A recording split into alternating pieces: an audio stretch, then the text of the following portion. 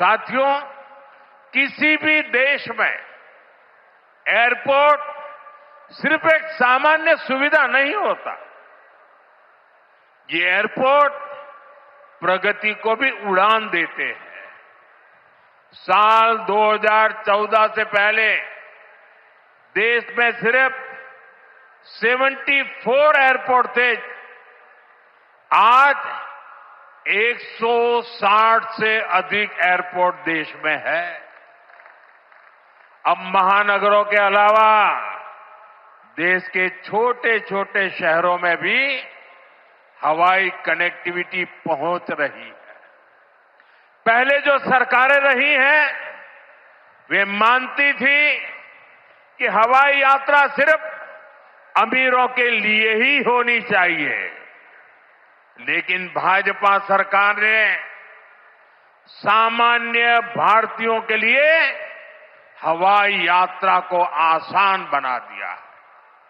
हमारी सरकार ने उत्तर प्रदेश में हवाई अड्डों के नेटवर्क का तेजी से विस्तार करते हुए उनकी संख्या बढ़ाकर 17 कर दी है।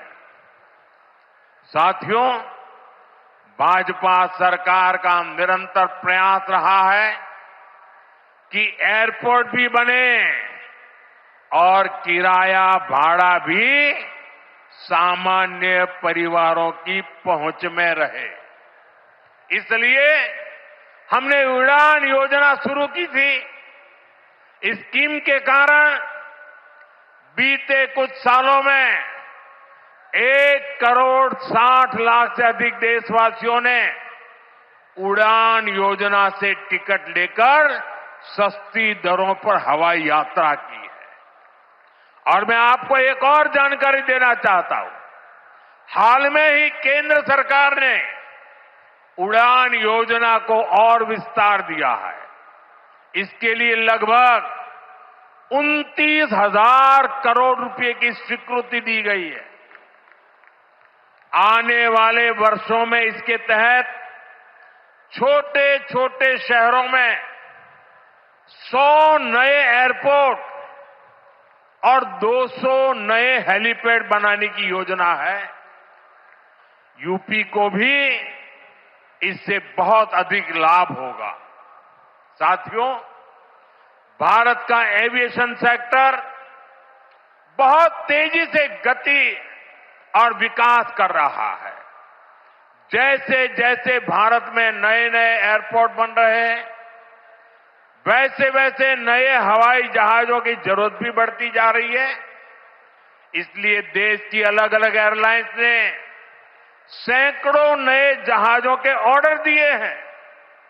ये जो नई सुविधाएं, नए जहाज आ रहे हैं, इनको उड़ान वाले और इसको उड़ाने वाले, इनमें सर्विस देने वाले, मेंटेनेंस से जुड़े, ऐसे हर काम के लिए बहुत बड़ी संख्या में वर्कफोर्स की जरूरत होगी। ये युवाओं के लिए बहुत बड़ा अवसर है। इसलिए हमारी सरकार एविएशन सेक्टर में ट्रेनिंग की सुविधाओं का भी विस्तार कर रही है।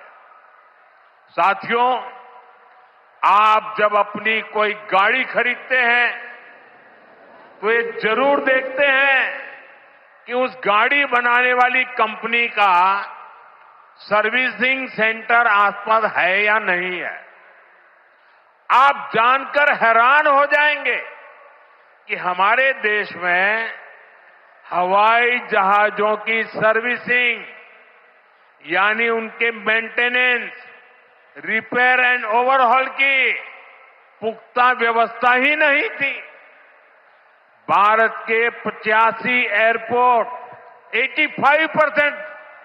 85% हवाई जहाजों को आज भी मेंटेनेंस, रिपेयर एंड ओवरहॉल यानी एमआरओ के लिए इस काम के लिए विदेश भेजना पड़ता है।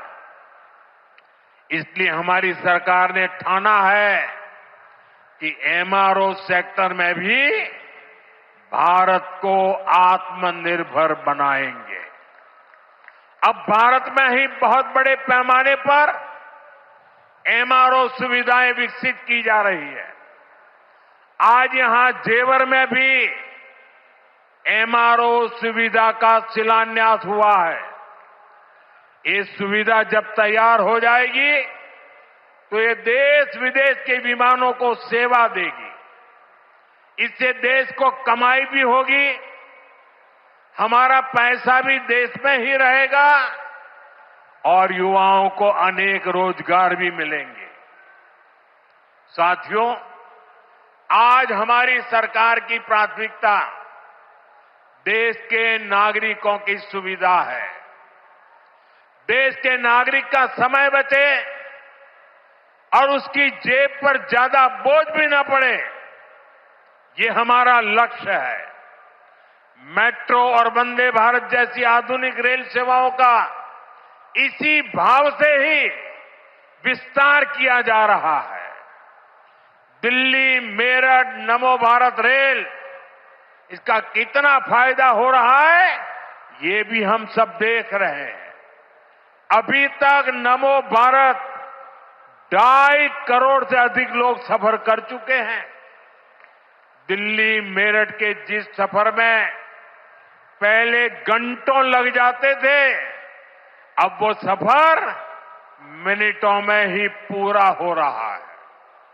साथियों, विकसित भारत के विकसित आधुनिक इंफ्रास्ट्रक्चर पर हमारी सरकार अभूतपूर्व निवेश कर रही है।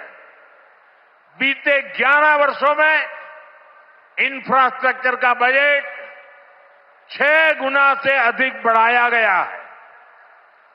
इन वर्षों में 17 लाख करोड़ रुपए हाईवे और एक्सप्रेसवे पर खर्च किए गए। 1 लाख किलोमीटर से अधिक के हाईवे का निर्माण किया गया है। 2014 तक रेलवे में सिर्फ 20,000 किलोमीटर रूट का बिजलीकरण हुआ था, जबकि 2014 के बाद से 40,000 किलोमीटर से ज्यादा रेलवे ट्रैक का बिजलीकरण किया गया है। आज ब्रॉडगेज नेटवर्क का लगभग 100% बिजलीकरण हो चुका है। आज कश्मीर घाटी हो या नॉर्थ ईस्ट की राजधानियां, ये पहली बार रेल नेटवर्क से जुड़ रही है। पोर्ट यानी बंदरगाहों की क्षमता बीते दशक में 2 गुने से अधिक हुई है। देश में नदी जलमार्गों की संख्या भी लगातार बढ़ रही है। विकसित भारत के निर्माण के लिए जरूरी हर क्षेत्र में भारत तेजी से काम कर रहा है। साथियों, विकसित भारत बनाने के लिए सबका प्रयास बहुत जरूरी है। ये आवश्यक है कि 140 करोड़ देशवासी कड़े से कड़ा परिश्रम करें और वैश्विक संकटों का एकजुट होकर सामना करें। अभी जो युद्ध चल रहा है, इससे पैदा हुए संकटों का सामना कैसे करना है, इसके बारे में मैंने संसद में भी विस्तार से बताया है। मेरी कल देश के सभी मुख्यमंत्रियों से भी लंबी चर्चा हुई है और बड़ी सकारात्मक चर्चा हुई है।